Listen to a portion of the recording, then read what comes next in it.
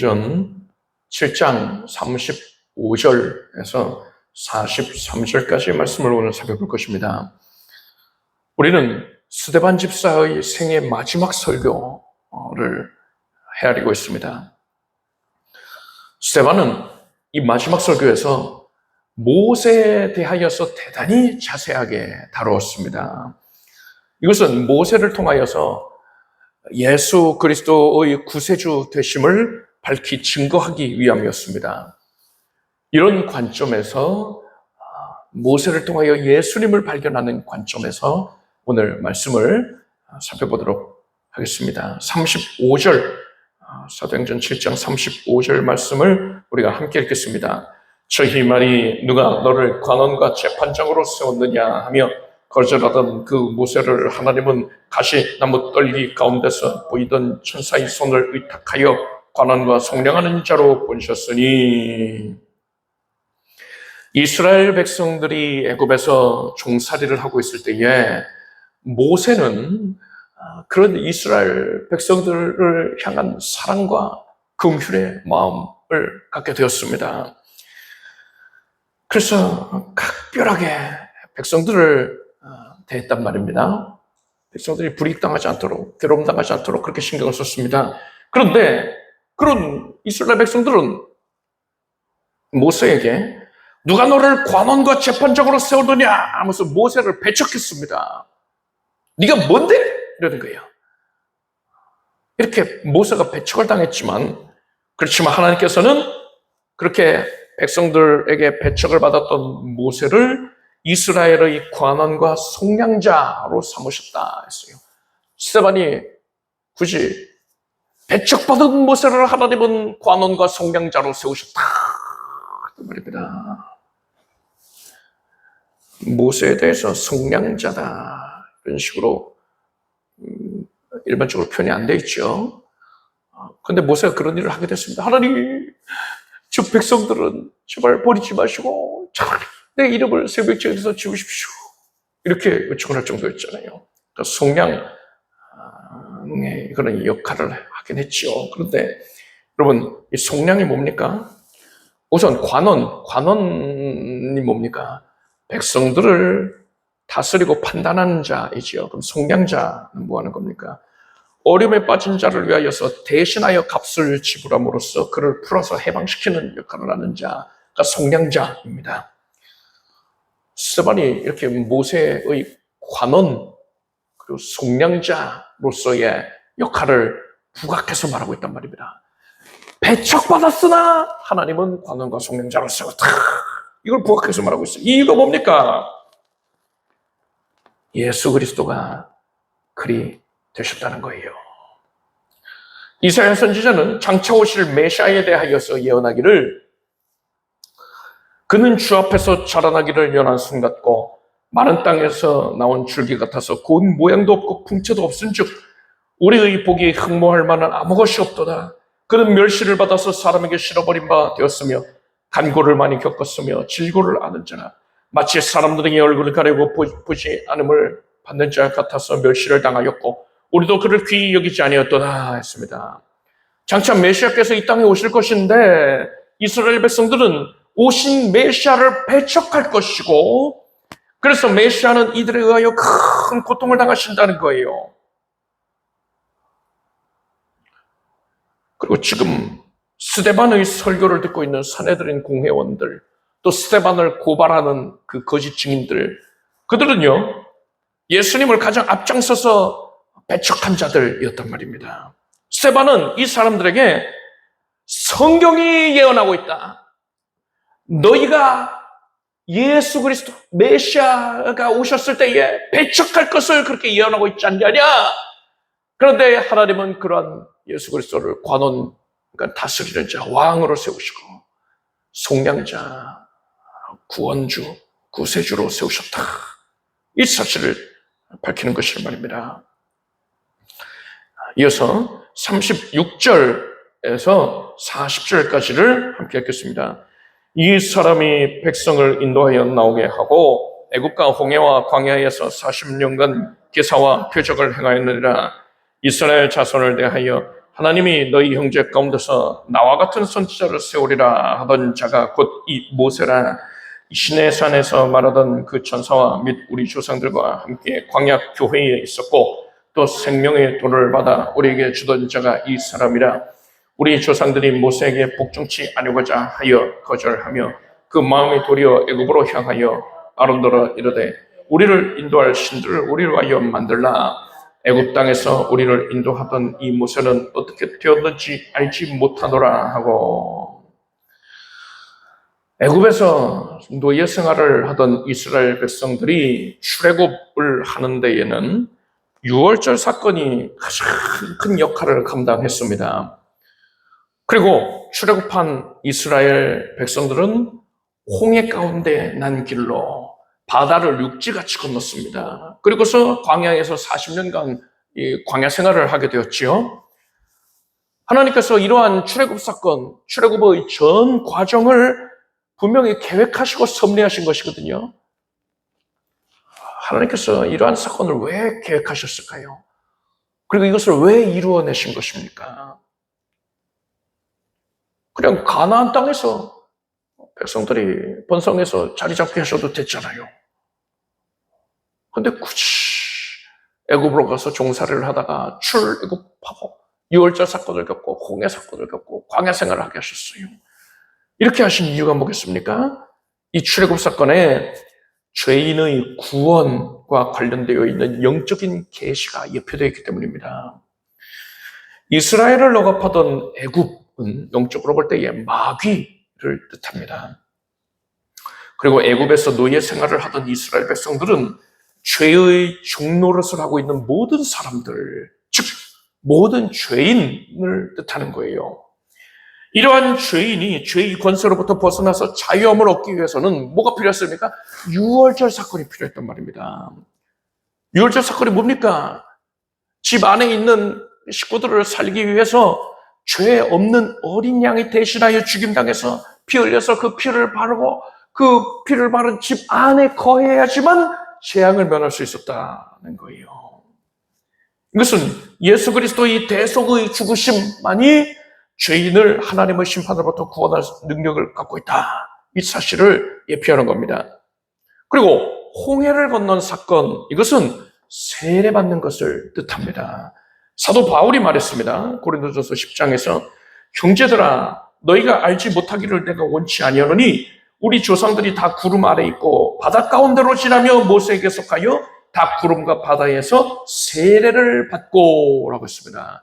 홍해를 건넌 사건을 바울이 뭐라고 했습니까? 세례받은 것이다. 영적으로 세례를 뜻한다는 거예요. 세례가 뭡니까? 물에 잠길 때에 이건 죽는 거예요. 물무덤을 상징하고 있습니다. 나는 예수 안에서 예수님이 죽으실 때에 죄에 대하여 함께 죽은 자입니다. 이걸 고백하는 것이고 물에서 나올 때에는 나는 예수 안에서 하나님을 향하여 다시 살아난 자입니다. 거듭난 자입니다. 이것을 고백하는 의식인 것입니다. 즉 성도가 내가 어떻게 구원을 받게 되었는지 이것을 물에 들어갔다가 나오는 이런 행위를 통하여서 표현을 하는 것이고 그것을 온 회중 앞에서 공개적으로 고백을 하는 것입니다. 이것이 세례예요. 성도의 신앙생활은 이렇게 세례를 받음으로써 교회의 공동체로부터 정식으로 인정을 받는 것이고 이때부터 공식적으로 신앙생활이 시작되는 것이다 라고 할 수가 있는 것입니다. 그리고 이렇게 세례가 홍해 사건이 세례를 의미한다면요, 이제 이스라엘 백성들이 홍해를 지나서 광야를 건너 가나안 땅으로 들어가고자 하지 않습니까? 최종 목적지는 가나안 땅이란 말이죠.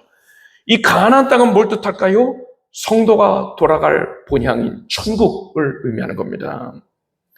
그렇다면 그 가나안 땅을 가기 위해서 지나야 하는 광야에서의 40년의 생활은 이것은 뭘 뜻하는 것이겠습니까? 성도가, 그러니까 구원받은 성도가 이 땅에서 천국을 사모하면서 살아가는 신앙생활의 여정을 뜻한다고 할 수가 있어요. 스데반은 이 광야 생활에 대하여서 38절을 보면은 광야 교회다라고 표현을 했단 말입니다. 구원받은 성도는 교회의 일원이 되어서 교회를 중심으로 신앙생활을 하는 것이니까 이 광야 생활이 곧 교회 생활이다라고 표현할 수도 있는 것입니다.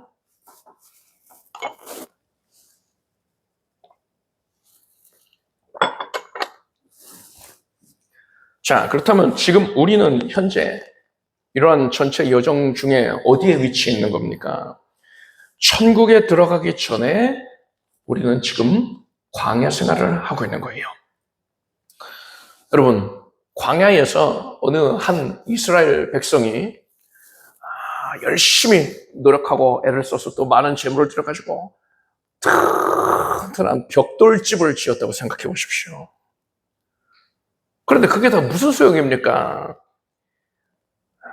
이스라엘 백성들은요, 구름이 진 가운데에서 떠오르면은, 그러면은, 구름이 떠올랐다! 이제 출발하자! 합니다. 나팔 소리가 울려 퍼지죠. 붐붐붐붐 나팔 소리가 나면서, 구름이 떠올랐다! 하는 거예요. 그러면 자고 일어난 텐트를 접는 거예요. 천막을 다 접어가지고서는, 이제, 수레에다가 싣고서는 전진을 하는 겁니다. 구름 기둥 따라서 나가는 거예요. 밤에는 구름 기둥 가운데에 불이 들어가 있어서 불 기둥이 됐단 말입니다. 그런데 딴 사람들 다 그렇게 이제 장막을 접고서는 출발하는데 나는 벽돌집이에요. 어제 아주 고생해가지고 벽돌집을 지어놨는데 이걸 버리고 가는 게 너무 아깝잖아요. 그래서 무리에 휩쓸려서 가면서도 계속 그 뒤를 돌아보는 겁니다. 아유, 아까워서 어떡해. 이 모습이 누구랑 같습니까? 소돔성을 떠날 때의 롯의 처의 모습과 같지 않습니까? 이런 사람 결과 어떻게 되겠습니까? 롯의 처가 재앙을 피할 수 있는 피난처가 되는 소알성에 들어가기 전에 계속 뒤돌아보다가 소금 기둥으로 변해버렸단 말입니다. 피난처로 들어가질 못했어요. 이런 사람은 천국에 들어가기 합당치가 않은 겁니다. 여러분, 세상을 사랑하지 말기를 바랍니다. 세상 것에 집착하면 안 돼요. 오직 우리가 들어갈 본향인 천국을 바라보고 사모하길 바랍니다. 구름기둥과 불기둥 대신에 성령님의 인도하심을 따라서 우리는 늘상 나아가는 데 집중해야 되는 것이지, 머물러가지고 내가 이곳에서 영화를 누리겠다 이런 마음을 갖는 것은 합당치 않은 겁니다. 롯처와 같은 모습이요.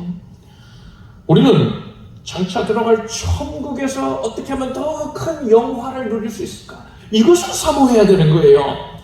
잠깐 오늘날에 100세 시대다 말을 하죠. 그 정도 살아가는 세상입니다. 그게 전부예요. 가져갈 수도 없어요. 그런데 우리에게는 영원한 시간 동안 거할 세상이 펼쳐집니다.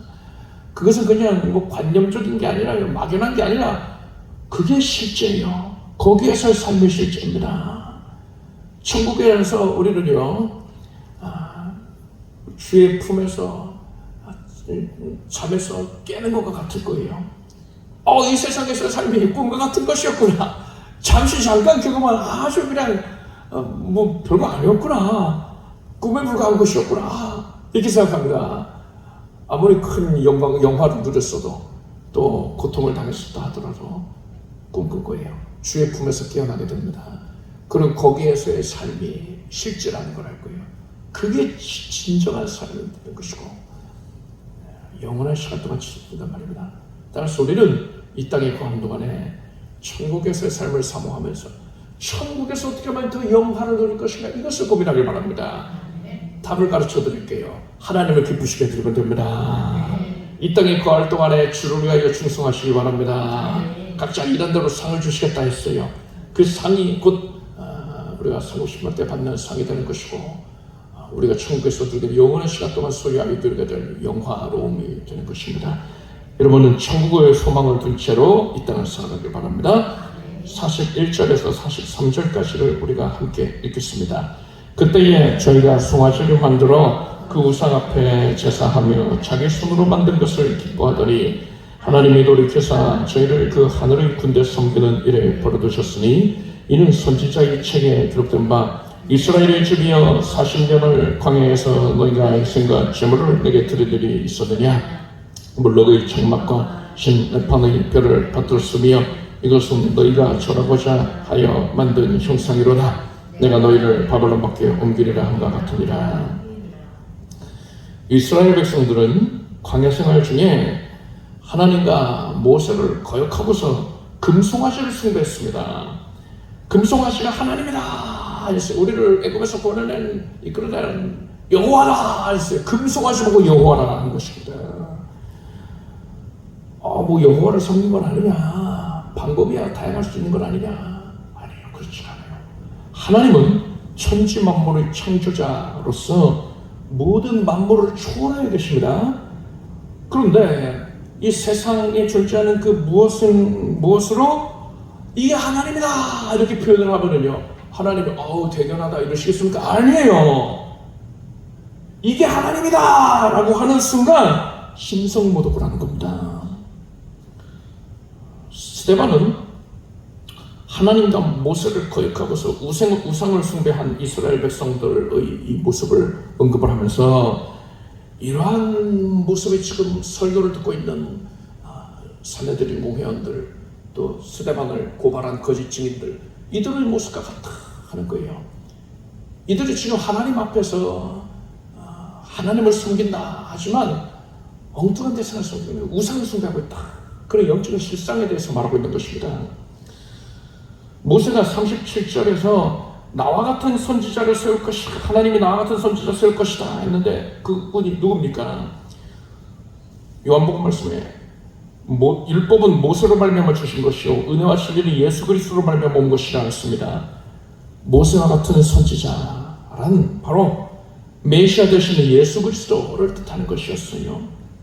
그런데 유대인들이 옛적에 이스라엘 백성들이 모세와 하나님을 거역했던 것처럼 예수님이 오셨는데도 불구하고 예수님을 거역했다 하는 거예요. 이것이 곧 금송아지를 숭배하고 있는 것과 같은 것이다. 하나님 앞에서는 이게 바로 예수를 거역한 게 금송아지 숭배하고 있는 것과 같은 거야. 이렇게 증거하고 있는 겁니다. 이렇게 패역한 모습을 보였던 이스라엘 백성들에게, 또 광야 생활을 하였던 이스라엘 백성들에게 하나님께서 뭐라고 하셨느냐. 42절을 보니까 이스라엘의 집이여 40년을 광야에서 너희가 희생과 제물을 내게 드린 일이 있었느냐 하셨습니다. 40년 동안 이 광야 생활을 하고 있는 이스라엘 백성들이 하나님께 제사를 지내지 않았다는 거예요. 성막이 있었잖아요. 근데 제사를 안 지냈다는 겁니다. 이게 이상하지 않습니까? 그 40년 동안에 이스라엘 백성들이 수없이 많은 희생과 제물을 드렸을 겁니다. 그런데 하나님이 그것을 하나도 연락하지 않으셨다는 겁니다. 구약시대의 제사는 신약시대의 예배를 예표하고 있습니다. 우리가 지금 이 시간에 하나님께 예배를 드리고 있는데 하나님께서 우리에게 너희가 나를 예배한 적이 있느냐? 이렇게 꾸짖으신다면 얼마나 당황스럽겠어요. 하나님이 인정하시지 않는 예배를 드리면 하나님께서는 예배하지 아니한 자라고 우리를 여기시는 겁니다. 자, 그렇다면 하나님께서 인정하시는 제사, 하나님이 인정하시는 예배란 도대체 무엇입니까? 예수께서는 하나님은 영이시니 예배하는 자가 신령과 진정으로 예배할지니라 말씀하셨습니다. 여기서 신령으로 번역된 단어의 원어는 영이라는 뜻입니다. 그리고 진정이라는 것은 우리가 진실로라고 생각하기가 쉬운데 그거 아니에요. 번역이 매끄럽지가 못한 거예요. 진정은 진리입니다. 진리. 하나님의 말씀을 뜻하는 거예요. 그러니까 오해의 소지가 있게끔 그렇게 번역이 되어 있는 거죠. 아마 개정 성경에서는 진리라고 번역이 됐을 것입니다. 자, 우리가 영과 진리로 예배를 할 때에 하나님께서 그것을 참된 예배로 인정하여 주시는 것입니다. 사람은 영과 혼과 육으로 구성이 되어 있습니다. 그런데 그 중에서 혼과 육으로 예배하는 데에 전념할 것이 아니라, 물론 혼과 육도 하나님을 예배하는 데에 집중해야겠지만 무엇보다 중요한 게 뭡니까? 영과 진리로 예배하라 했잖아요. 우리는 영혼 육 중에서 영을 집중하여서 하나님께 예배해야 되는 겁니다. 진리는 하나님의 말씀을 뜻한다 했지요. 그러면 이 말씀을 가지고서 영으로 하나님께 예배하라는 거예요. 말씀으로 어떻게 영을 가지고서 예배할 수 있겠습니까? 말씀을 이해하고 말씀에 대한 많은 지식을 쌓으면 될까요? 그게 아니란 말입니다. 그렇게 지식으로 승부를 보려고 하는 거는요, 그 영이 아니라 머리, 즉 지성을 사용하는 거지요. 지성은 어디까지나 혼에 속한 겁니다. 영혼욕 중에 혼에 속한 거예요. 따라서 이것은 그렇게 뭐 말씀 공부 열심히 하는 거는 성경 지식을 함양하는 데에는 도움이 될 수 있을지 몰라도, 그렇다고 해서 하나님이 인정하시는 참된 예배가 이루어질 수는 없는 겁니다. 자, 그렇다면 사람의 마음에 큰 감동이 있으면 될까요? 많은 설교자들이 이것을 위해서 감동적인 예화를 언급하고 간증을 말하고 또 찬양을 곁들여서 설교 중간에 찬양을 울먹울먹 하면서 부르고 그러면서 설교를 하는 것을 즐겨하곤 합니다. 그런데 여러분, 이거는 어디까지나요? 우리가 잘 분별을 해야 돼요. 이건 영이 아니라 감정, 즉 혼이 동원이 되는 겁니다. 영과 진리의 예배에 집중하는 모습이 아니란 말이에요. 예배에 있어서 이렇듯 지성이나 감정에 집중하는 것은 올바른 모습이 아닙니다. 기독교 예배의 역사를 보면은 예배에서 지성에 집중을 했던 그런 시기가 있었습니다. 그리고 또 오늘날에는요, 제가 볼 때에는 뭐 동의하지 않을 분도 계시겠지만은 오늘날에는 감정에, 지성보다는 감정에 더 집중하는 경향을 보이고 있다. 저는 이렇게 판단합니다. 오늘날에 많은 설교자들이 회중의 마음에 감동을 안겨주려고 애를 쓰고 있습니다. 아마도 오늘날의 사람들이 그 어느 때보다도 감정에 쉽게 좌지우지되기 때문이다 생각할 수 있어요. 우리나라 사람들이 특히 더 그러죠. 그래서 우르르 몰려가는 그런 감정의 경향이 있고, 뭐 좋은 부분도 있어요, 장점도 있어요. 그렇지만 그것으로 인하여서 쉽게 미혹이 된다든가 하는 것도 그렇죠. 이단이 가장 창궐하는 나라가 바로 우리나라잖아요. 쉽게 미혹된단 말이에요. 이단성이 짙은 단체일수록 더욱더 감정에 집중하는 경향을 보입니다. 주로 이들은 찬양을 통해서 감정을 고조하고 열광적인 분위기를 만듭니다. 그래서 마음을 자극하고 흥분시키는 데에 집중을 해요. 죽지 않은 성도님들이 이런 집회를 경험을 하고 나서는 은혜 받았어.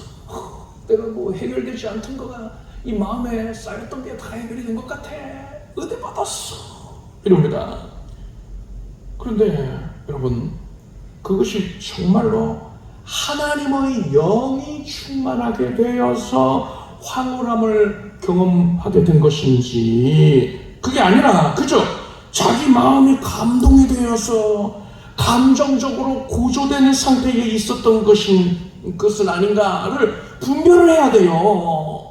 뭐 감동적인 콘서트, 뭐 감동적인 영화 보고 나서도 마음에 큰 울림이 있잖아요. 그런 감정의 상태일 수 있단 말입니다. 그것을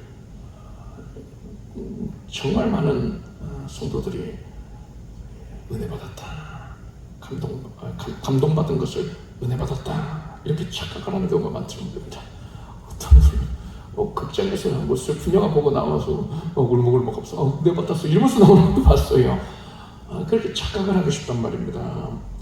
제가 이런 말씀을 드리는 것은 예배에서 지성과 감성을 자극하는 것 자체가 나쁜 거다, 잘못된 거다, 이걸 말하기 위한 건 아니에요.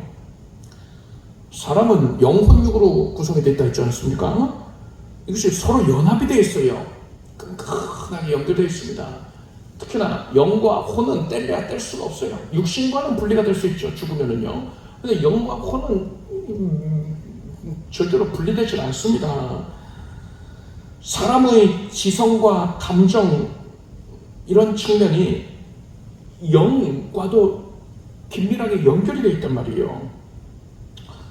그래서 지성과 감정의 측면을 건드리면 영적인 측면에도 어떤 경우에는 긍정적인 영향이 갈 수도 있어요. 그런 효과 자체를 제가 무시해버리는 게 아닙니다. 그렇지만 제가 얘기하고자 하는 게 뭐냐면, 예배에서 사람의 지성, 사람의 감정만 자극하려고 애쓰는 모습이 잘못됐다는 겁니다. 그래서 아주 작디 작은 영적인 유익이 있을지는 몰라도 지성과 감정이 주를 이루게 되는 예배가 된단 말이에요. 영으로서 진리를 인하여 예배를 드려야 할 것인데, 영이 집중되지 않고 지성과 감정이 주가 돼요. 이 주가 전도된 상황이 이루어진단 말입니다. 이거는 하나님이 원하지 않으신다는 거예요. 그래서 이런 지성과 감정을 공략하는 대신에 사람의 영을 직접적으로 공략하는 방법이 필요하단 말입니다. 하나님이 인정하신 예배를 드리기 위해서는 그것이 필요하단 말이에요. 그 직접적인 방법이 뭡니까? 하나님이 기뻐하시는 참된 예배를 드리기 위해서 영으로 말씀을 어떻게 하면 될까요? 믿음이 없이는 기쁘시게 못하나니 했습니다. 말씀을 믿으면 되는 거예요. 말씀을 이해하는 것은 이거는 지성의 영역입니다. 말씀을 믿는 것은 영의 영역이에요. 우리는 말씀을 믿을 때에 비로소 신령과 진정의 예배를 드리게 될 것입니다. 영으로서 진정, 진리의 말씀을 믿을 때 비로소 영의 예배를 드리게 된다는 거예요. 그렇다면 어떤 믿음을 가져야 됩니까? 하나님은 살아계시잖아, 창조주이시잖아, 전능하시잖아, 나한테 복 주시잖아, 이런 내용만 믿으면 될까요? 아니요.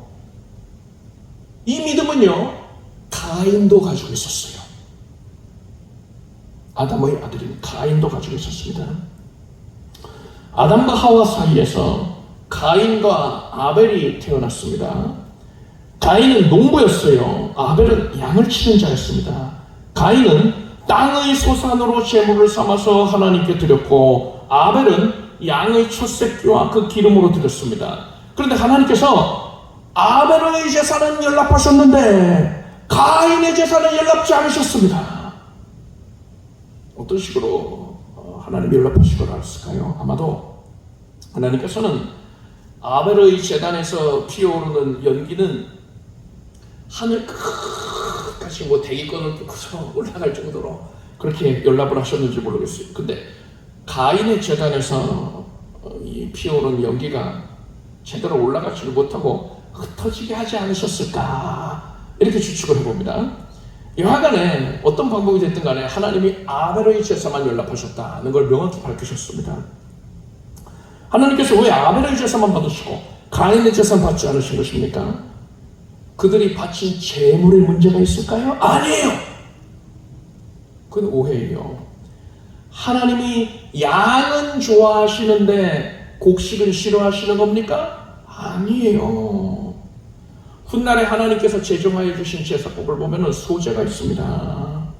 소제는 짐승 대신에 곡식을 바치는 제사예요. 그리고 유대 절기 중에, 하나님이 정하시는 유대 절기 중에 초실절과 칠칠절은 처음 거둔 곡식을 바치는 제사입니다. 하나님께서 가인이 양 대신에 곡식을 바쳤다 해서 그것을 미워하신 게 아니란 말이에요. 그렇다면 아벨과 가인의 제사의 차이가 무엇입니까? 믿음으로 아벨은 가인보다 더 나은 제사를 하나님께 드림으로 의로운 자라 하시는 증거를 얻었으니 라고 했습니다. 차이는 믿음에 있었던 거예요. 아벨은 믿음으로 제사를 드렸고 가인은 믿음이 없이 제사를 드렸단 말입니다. 그러면 가인이 하나님을 믿지 않는지 않습니까? 이 말은 맞기도 하고 틀리기도 해요. 가인의 이후의 이야기를 보면 가인은 하나님과 대화를 나누기도 합니다. 하나님이 주신 각별한 은혜를 받기도 했어요. 가인을 함부로 사람들이 해치지 못하게끔 그렇게 하나님이 보증해 주셨단 말이에요. 따라서 가인은 하나님이 살아계시다는 걸 너무나 당연하게 알고 있었어요. 믿고 있었습니다. 그리고 가인은 아담에게로부터 하나님이 창조주이시다, 전지전능하시다 이 사실을 이미 들어서 알고 있었단 말입니다. 그리고 그 사실을 믿지 않을 이유가 없잖아요. 하나님과 대화도 하는 마당에. 그러니까 가인은 이러한 내용들, 하나님은 창조주이시고 전지전능하시고 공의로운 분이고 이런 내용들에 대하여서 이미 믿음을 갖고 있었던 거예요. 그렇지만 하나님께서는 가인의 제사를 받지 않으셨습니다. 이것을 볼 때 하나님께서 원하시는 믿음은 따로 있다, 이 사실을 알 수 있죠. 하나님이 원하시는 믿음이 뭡니까? 아벨은 도대체 가인과 달리 어떤 믿음을 갖고 있었던 겁니까? 아벨은 어린 양과 기름으로 제사를 드렸다 했습니다. 아담이 자녀들에게 여자 유서는 내 머리를 상하게 할 것이요 너는 그의 발꿈치를 상하게 할 것이야, 이 창세기 3장 15절의 예언의 말씀, 구원을 약속하신 하나님의 말씀을 들려줬을 거예요. 그래서 여자의 후손인 메시아가 오셔서 마귀의 일을 멸하고 죄인을 구원하실 것임을 가르쳤을 겁니다. 그런데 여자의 후손이 발꿈치를 상하게 된다고 했잖아요. 사람을 구원하기 위해서 발꿈치를 상하게 될 것이 예언이 됐단 말입니다. 그래서 아벨은 어린 양을 죽여서 제사를 드리면서 장차 오실 메시아께서 나를 위해서 대신하여 희생당하시겠구나, 이 믿음을 가졌던 거예요. 양을 죽이면서 그것을 바치면서 그런 믿음을 고백했던 겁니다. 즉 아벨은 메시아의 대속의 은혜에 대한 믿음을 가지고 제사를 드렸던 겁니다. 자, 그렇다면 곡식으로 제사를 드렸던 가인은 어떤 믿음을 가져야 했을까요? 하나님은 창조주이시고요, 좋은 분이고요, 능력이 많으시고, 이 믿음이 중요한 게 아니에요. 예수께서 내가 진실로 진실로 너희에게 이르노니 한 알의 밀이 땅에 떨어져 죽지 아니하면 한 알 그대로 있고 죽으면 많은 열매를 맺느니라 하셨습니다. 가인은 이 곡식 제사를 드리면서요, 하나님, 이 한 알의 밀이 땅에 떨어져 죽어서 많은 결실을 거뒀습니다.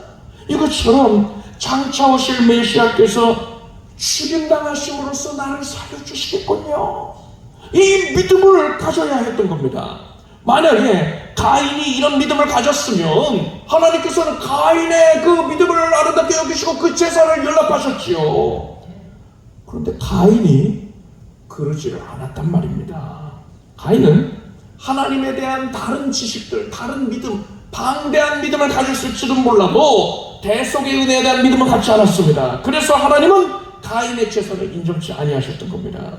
우리는 이것을 통해서 하나님께서 이스라엘 백성들에게 너희가 희생 제물을 내게 드릴 일이 있었느냐 이렇게 책망하신 이유를 알 수 있어요.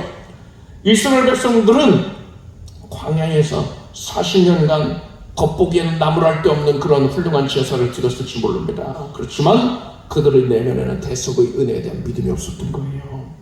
그래서 하나님께서 그들의 제사를 외면하시고 인정치 아니하셨던 겁니다.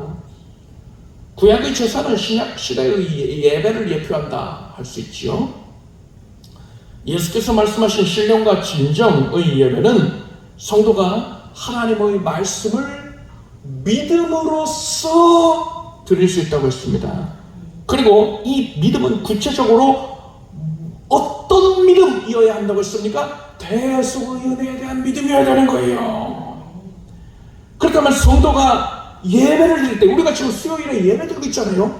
예배를 드릴 때에 대속의 은혜에 대한 믿음을 갖기 위해서는 예배 때에 어떤 말씀을 주목해야 하는 것입니까? 고민할 것도 없지요. 대속의 은혜에 대한 말씀인 것입니다. 그래서 교회의 강단에서는 이렇듯 대속의 은혜가 반드시 증거가 되어야 되는 것이고, 예배에 참석한 성도들은 이 말씀에, 대속의 은혜를 증거하는 이 말씀에 믿음으로 반응해야 되는 거예요. 아멘 하시기를 바랍니다. 하나님께서 바로 이러한 예배를 참된 예배라고 인정하여 주시는 것입니다. 반면에 대속이 빠져있는 설교는요, 앞에서처럼 감정에 집중하고 감동, 지식에 집중하고 그런 걸 한다 하더라도요, 성도들이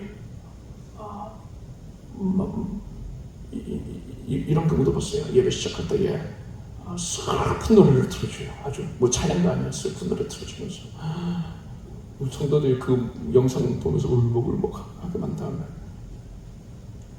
그러고 나서 이제 성도들 나가는데 은혜 받았어 이러더라고요. 그렇게 마음을 자극을 해놓고서 성도들이 큰 목소리로 아멘 아멘 하고서는 눈물을 흘렸어요. 그렇다 하더라도요, 하나님은 그것을 어떻게 여기시느냐. 오늘 본문의 43절처럼 몰록의 장막과 신내판의 뼈를 받들었으며 이것은 너희가 절하고자 하여 만든 형상이로다. 내가 너희를 바벨론 밖에 옮기리라 함과 같으니라. 금송아지 세운 자들과 같다는 거예요. 우상 숭배자가 되시는 겁니다. 대속을 믿지 아니하고 예배하는 자, 예배가 아니에요. 가증하게 여기시는 겁니다. 지금 유대인들이 사도들의 공회원들과 또 거짓 증거한 자들, 지금 스데반을 거짓 모함하여 참수하고 있는 자들, 이들에게 신앙의 열정은 있을지 몰라도요, 핵심이 없다는 거예요. 스데반이 그것을 지적한 거예요. 너희에겐 대속이 없어. 너희에게 믿음이 있다 하는데 장황한 믿음들, 그건 있을지 몰라도 대속이 없다. 메시아가 대속하여 주신다는 그 믿음이 없다. 그 믿음이 있었으면 너희가 예수를 배척할 수가 없었지. 예수께서 너희 죄를 대신 뒤집어 쓰시고 대신하여 죽임당하셨는데 그 은혜에 대한 믿음이 없다. 그것을 지적하고 있는 겁니다. 그런 자이기 때문에 너희가 바로 옛적에 금송아지 만들어 숭배한 자들과 같은 것이다. 이렇게 지적을 하는 것입니다. 여러분, 우리 교회에서 예배할 때에 대속의 은혜가 쉼없이 끊임없이 증거되고 있다는 사실로 인해서 여러분 기뻐하길 바랍니다. 여러분들이 그러한 말씀을 대할 때에 아이고 목사님이 또 대속만 하네 할 게 아니라 그 지루하면 안 되는 거예요. 대속이 빠지면 예배가 아니에요. 하나님 인정하는 예배가 아니라는 말입니다. 여러분이 그러한 말씀에 또 대속이다, 믿음으로 아멘 반응하시기 바랍니다. 그것이 신령과 진정의 예배가 된단 말이에요. 여러분, 우리가 지금 참된 예배를 드리고 있다는 사실로 인하여서 감사하길 바랍니다. 기뻐하길 바랍니다. 그 이유 하나만으로 여러분은 우리 교회를 사랑하시고 이것을 여러분의 삶 가운데에 자랑거리를 삼게 되길 바랍니다. 오직 대속의 은혜를 주목해서 참된 예배를 드리기를 힘쓰는 우리가 되길 바랍니다. 기도하겠습니다. 하나님, 우리가 항상 신령과 진정의 예배를 드리게 해주시옵소서. 대속에 주목하고 집중하고 예수 그리스도의 대속을 믿음으로 아벨의 제사를 드리게 해 주시옵소서. 우리는 이 땅의 소망을 두지 않고 천국의 소망을 둔 자들이 되기로 원하나이다. 하나님의 인도하심 따라서 오직 천국에서 영화로움 누리기 위하여 이 땅에서 주를 위해 충성 헌신하게 해 주시옵소서. 예수님의 이름으로 기도드립니다. 아멘. 모두 자리에서 일어나시기 바랍니다. 가슴에 손을 주시고 아픈 곳에 손을 얹고 기도하겠습니다. 하나님, 거룩하신 성령 하나님께서 지금 우리 곁에 오셔서 신령과 진정의 예배를 확인하시고 기쁘게 거두어주셨으니 감사드립니다. 오직 영으로 진리를 인하여 믿음으로 예배하겠습니다. 하나님이 기뻐하시는 예배자 되게 하시고 영혼이 잘 되었으니 영혼이 잘 되같이 범사가 잘 되고 또 강력히 해주시옵소서. 주의 백성들을 하나님께서 지금 하시며 만나고 계시며 능력의 손으로 안수하고 계시면 감사합니다. 사랑하는 온 성도들을, 온 가족들을 예수 그리스도의 성령으로 뒤덮어 주시고 심령이 회복되고 자유하여질 것이며 이제 연약한 육신이 고침받게 해주시옵소서. 하나님께서 고치셨습니다. 나의 하나님은 치료의 능력이 무한하셔서 지금 일순간에 통증을 낫게 하셨습니다. 모든 신경 조직들이 다 재건이 될 것이고 머리에서 발끝까지 정쾌되겠습니다. 또한 병상에서 자리를 털고 일어나고 급속한 회복의 역사가 있을지어다. 몸속의 암세포도 사라져라. 머릿속에 있어서는 안 되는 것들까지 다 사라져라. 예수 이름으로 지금 성령의 압도적인 능력으로 치유를 받았습니다. 모든 디스크 증상이 깨끗이 고침받았습니다. 류마티스 관절염 치료받았습니다. 하나님의 은혜로 모든 아픔이 사라졌느니라. 우울증도 사라졌고 마음의 근심염려 고통 다 사라졌고 평강이 가득합니다. 우리 성도들이 겪고 있는 모든 아픔들을 아시오매 이제 하나님께서 힘을 공급해 주시옵소서. 성령 충만함 받아서 새 힘으로 충만함 받아서 하나님께 예배하고 전도하고 헌신하는 삶을 살 수 있게 해주시옵소서. 우리 성도들의 삶을 하나님께서 신령한 것으로 부욕해 하시고 기름진 것들을 또한 부욕해 주시옵소서. 각 가정에는 화평이 가득하게 하시고 모든 갈등과 문제들이 다 해소가 되게 해주시오며 물질의 문제를 해결하여 주시옵소서. 모든 채무가 이제 다 해소가 되게 해주시옵고 하나님의 길을 열어주셔서 홍해 가운데 길이 납니다. 큰 바람이 일어서 동풍으로 인하여서 이제 바다가 갈라졌습니다. 여리고 성이 무너졌습니다. 태산 같은 문제가 평지가 되었습니다.